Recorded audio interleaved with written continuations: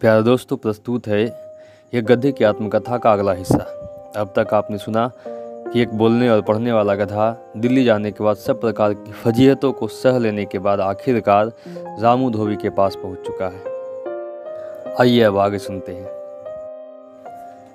रामू धोबी किसी ज़माने में मोहल्ला सुईवालान में रहता था, लेकिन जब उसके बहुत से ग्राहक पाकिस्तान जा बसे और जो शेष रह गए वे इतने निर्धन हो गए कि स्वयं अपने हाथों कपड़े धोने लगे, तो रामू धोबी भी वहाँ से निकलकर यहाँ यमुना पार कृष्ण नगर में आ बसा।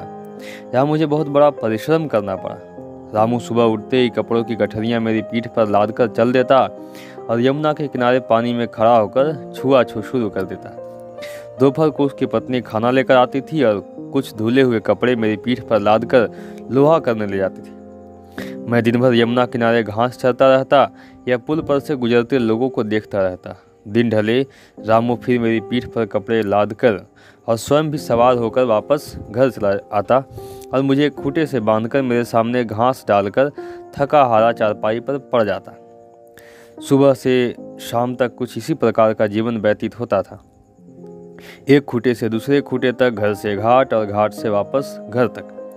बीच में न कोई पुस्तक आती, न ही कोई समाचार पत्र। संसार में क्या हो रहा है, विज्ञान किसे कहते हैं, सिनेमा क्या होता है, कुछ भी पता न चलता था। सभ्यता तथा संस्कृति, नृत्य तथा सौंदर्य, इन सब बातों से मेरा तथा रामू का जीवन बिल्कुल खाली था।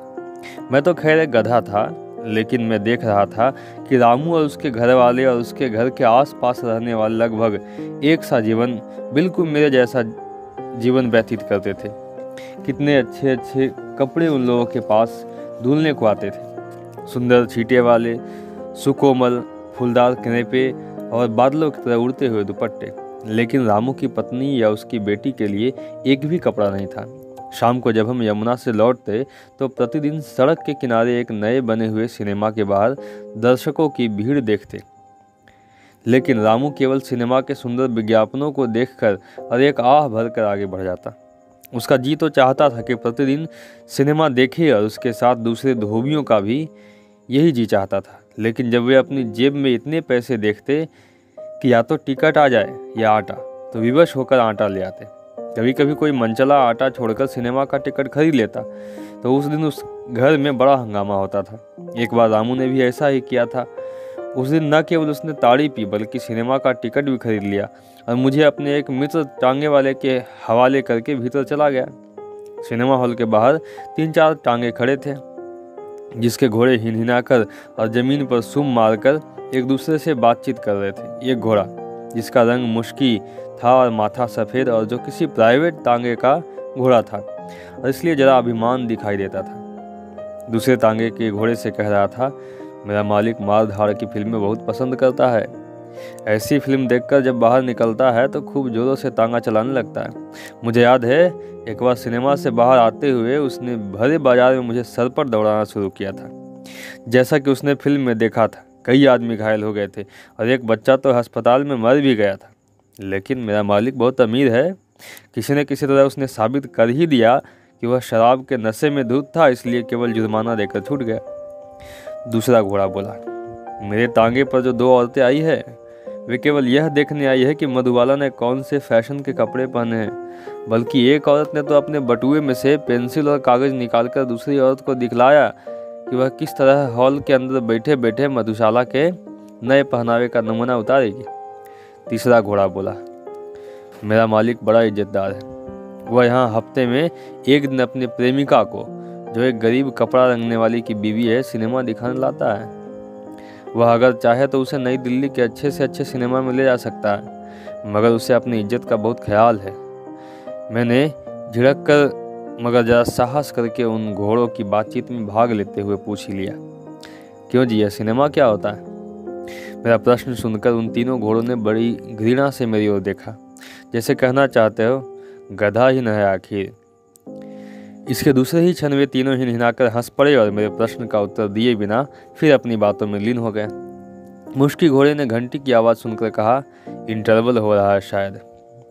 जब सिनेमा समाप्त हो गया तो रामू धोबी ताड़ी के नशे में बेसुध मेरी पीठ पर लदा हुआ उसी नई फिल्म के गीत गाता हुआ जो अभी अभी उसने देखी थी घर क्यों चला। इससे पहले मुझे घर का रास्ता बताता था। आज मुझे बताना पड़ा। कई बार तो रामू गिरते गिरते बचा। आखिर किसी न किसी प्रकार मैं उसे संभाल कर घर ले गया, जहाँ उसकी यह हालत देखकर उसकी पत्नी ने उसकी खूब मरम्मत की। क्योंकि रामू की फिजूल खर्ची के कारण आज घर में चूल्हा नहीं सुलगा था और बच्चे भूख से बिलख बिलख कर सो गए थे। पति पत्नी में खूब लड़ाई हुई। पत्नी कह रही थी, तुमने ताड़ी क्यों पी, सिनेमा क्यों देखा, जानते नहीं थे यह सब कुछ करोगे तो घर में चूल्हा नहीं जलेगा। और रामू हाथ हिला हिला कर सिर झुका झुका कर कह रहा था, खूब जानता था मगर मजबूर था। दिमाग में हर रोज कपड़े इस तरह छुआ छू करते हैं कि मालूम होता है दिमाग इनके शोर से फट जाएगा। ऐसे वक्त में ताड़ी पीने को जी चाहता है ताकि यह शोर सुनाई न दे। सिनेमा क्या हर रोज देखता हूँ, कसम ले लो आज 6 महीने के बाद गया हूँ, बिल्कुल मजदूर होकर। जी चाहता था इस गंदी गली की गंदी मोरियों की बू सूंघते सूंघते परेशान हो गया, इसलिए चला गया। क्या बुरा किया, वहाँ एक सुंदर घर देखा, सुंदर कपड़े, सुंदर नाच, साफ सुथरे बच्चे, औरतें ऐसी जो हमारे मोहल्ले में नजर नहीं आती। रामू की पत्नी ने उसे जोर से एक धप जमाई। मुआ घर भर को भूखा रखकर तमाशा देखता है। रामू ने कहा, मैं भी तो भूखा रहा हूँ। सच कहता हूँ पेट की भूख बुरी बला है, लेकिन कभी कभी कोई दूसरी भूख भी ऐसी जान पड़ती है कि रहा नहीं जाता। क्या हुआ जो धोबी हूँ, आखिर हूँ इंसान ही। पेट की भूख के सिवा और भी भूख लगती है, ऐसी कि मन भीतर ही भीतर भट्टी की तरह सुलगने लगता है। उस रात मुझे घास नहीं मिली, मगर मैं स्वयं भूखा रहकर भी सोचने लगा कि रामू ठीक कहता है। रामू कोई मेरी तरह गधा तो नहीं है जिसे केवल कपड़े धोने और 2 वक्त के चारे से ही काम हो।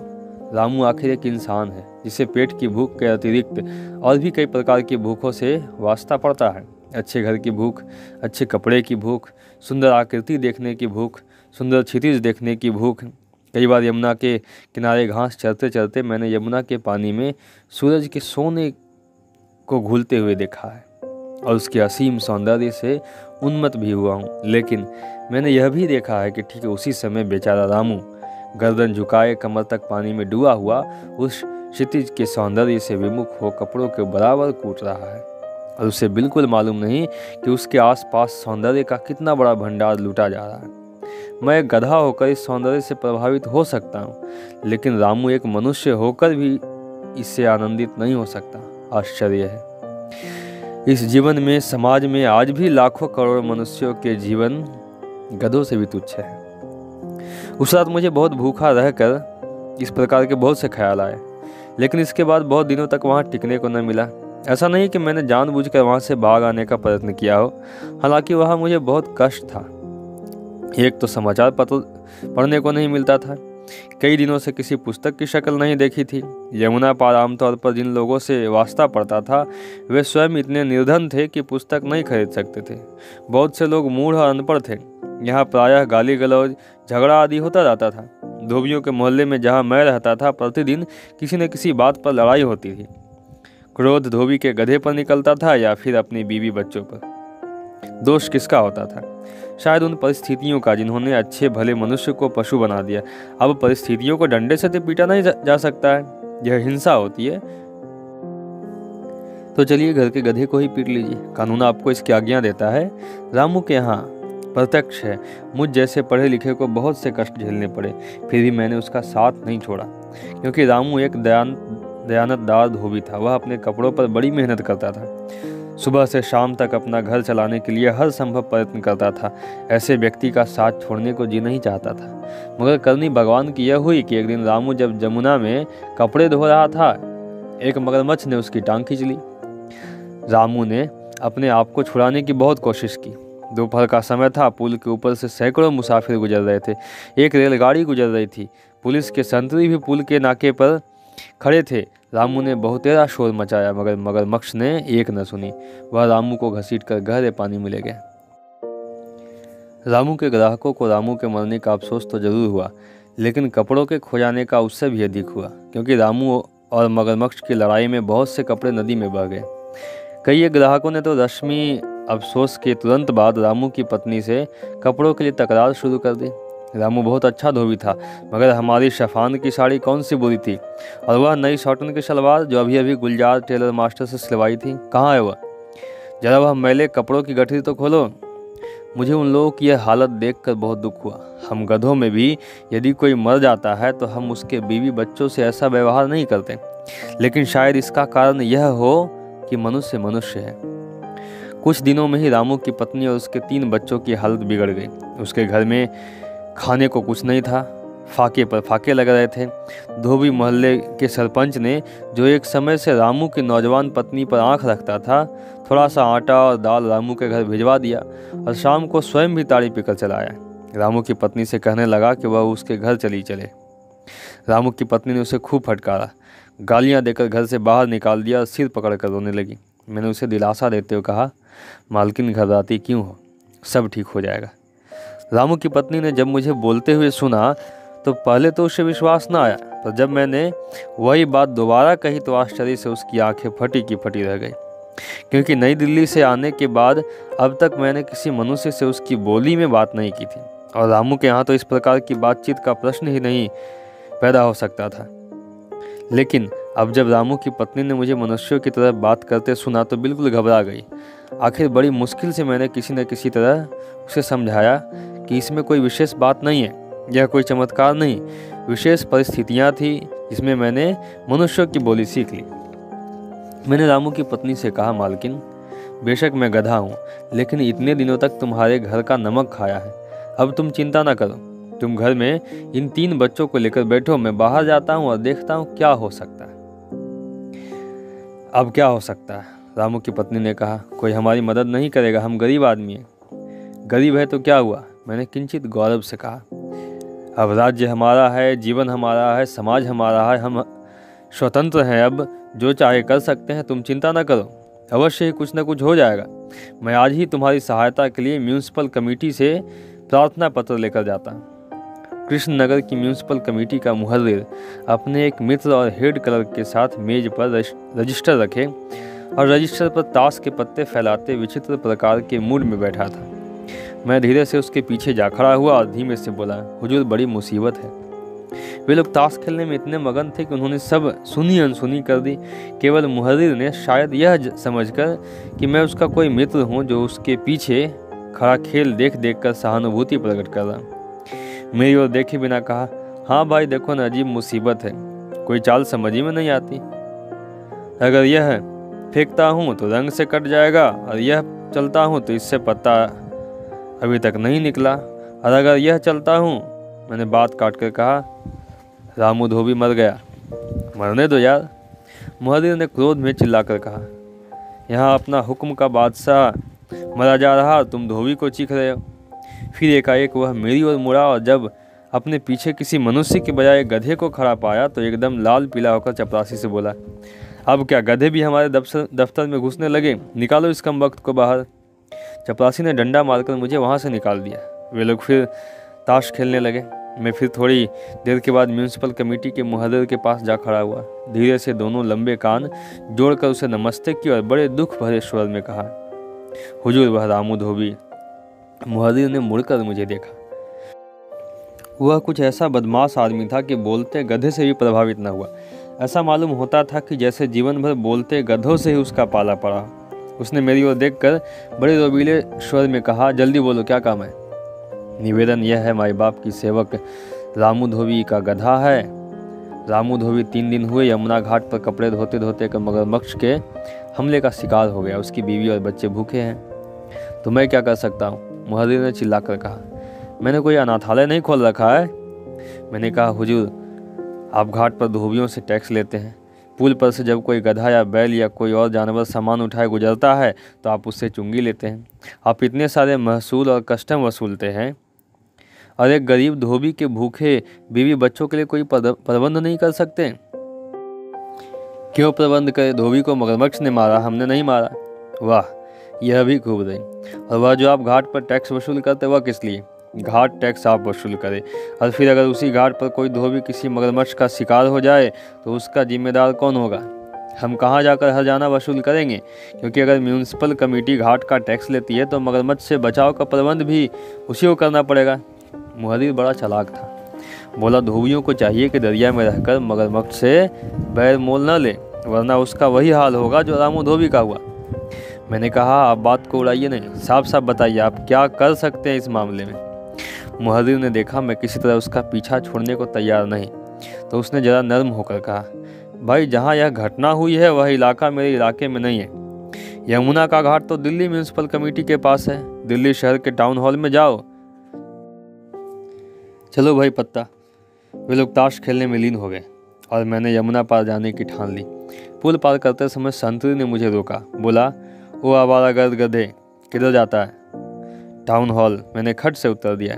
तेरा मालिक कहाँ है? संतरी ने मुझे घूर कर पूछा। मैंने कहा, मेरा मालिक कोई नहीं है, आज से मैं आज़ाद हूँ। संतरी बोला, यह कैसे हो सकता है?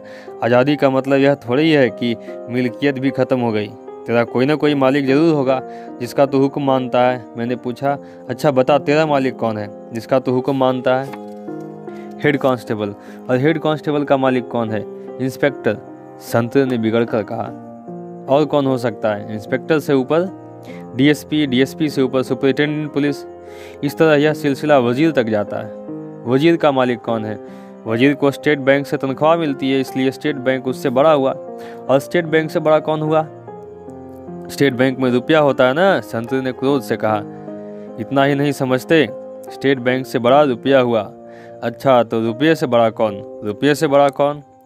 संतरी ने मेरा प्रश्न सुनकर सिर खुजाया, कुछ क्षणों तक चुप रहा, फिर मेरी ओर देखकर बोला, रुपये से बड़ा कौन है? यह मेरी समझ में आज तक नहीं आया, तुम बता सकते हो? संतरी ने मुझसे कहा। मैंने कहा, मैं तो एक गधा हूँ, इस कठिन प्रश्न का उत्तर कैसे दे सकता हूँ? हाँ, अगर तुम मुझे टाउन हॉल जाने दो, क्योंकि मैं रामू धोबी की विधवा पत्नी के संबंध में रुपयों की सहायता के लिए वहाँ जा रहा हूँ। वहाँ जाकर अगर मुझे पता चल गया कि रुपये से बड़ा कौन है तो तुम्हें वापस आकर जरूर बता दूंगा। जरूर? संतरी ने बड़ी अधीरता से पूछा। जरूर, मैंने वायदा करते हुए कहा। मगर तुम इतने बेचैन क्यों नजर आते हो? संतरी ने कहा, क्योंकि अगर मुझे पता चल जाए कि रुपये से बड़ा कौन है तो मैं उसके यहाँ नौकरी कर लूँगा। आदमी होशियार मालूम होते हो। मैंने संतरी की प्रशंसा करते हुए कहा और लंबे लंबे डग भरता हुआ यमुना के इस पार आ रहा। घंटों भटकने के बाद आखिर टाउन हॉल मिल ही गया। टाउन हॉल के भीतर घुसते ही मैंने सोचा कि अब के किसी छोटे मोटे मुहर्रिर या क्लर्क से बातचीत करने में समय नष्ट नहीं करूँगा। सीधे चलकर कमेटी के चेयरमैन से मिल लेना चाहिए और अब के रौब डालने के लिए अंग्रेजी में बात करना ठीक रहेगा। यह सोचकर मैं सीधे इंक्वायरी में घुस गया और क्लर्क से बड़ी मंजी हुई अंग्रेजी में बात करते हुए पूछा, चेयरमैन साहब का दफ्तर किधर है? इंक्वायरी क्लर्क के गधे को अंग्रेजी बोलते हुए देखकर भौचक्का रह गया। तुरंत अपनी सीट पर से उठ खड़ा हुआ और बड़े सभ्य स्वर में बोला, हुजूर 15 नंबर का कमरा है, ऊपर लिफ्ट से चले जाइए। उसने एक चपरासी मेरे साथ कर दिया। चपरासी ने आश्चर्य से मेरी ओर देखा तो सही, मगर चुप रहा। चपरासी ने मुझे लिफ्ट मैन के हवाले किया। लिफ्ट मैन ने बड़ी शिष्टतापूर्वक लिफ्ट का दरवाज़ा खोला। मैंने लिफ्ट में प्रवेश करते हुए देखा, लिफ्ट के भीतर लिखा था 6 व्यक्तियों के लिए, लेकिन उस समय मैं अकेला ही उसमें सफ़र कर रहा था। लिफ्ट मैन ने बाकी आदमियों को बाहर ही रोक दिया था। जीवन में पहली बार मुझे अनुभव हुआ कि एक गधा बराबर है 6 आदमियों के। लिफ्ट मैन ने ऊपर जाकर लिफ्ट रोकी। मैं सीधा दुलकी चलता हुआ चेयरमैन के दफ्तर के बाहर पहुंच गया और बाहर बैठे चपरासी से बड़े रोबीले स्वर में बोला, साहब से कहो मिस्टर डंकी ऑफ बाराबंकी पधारे हैं।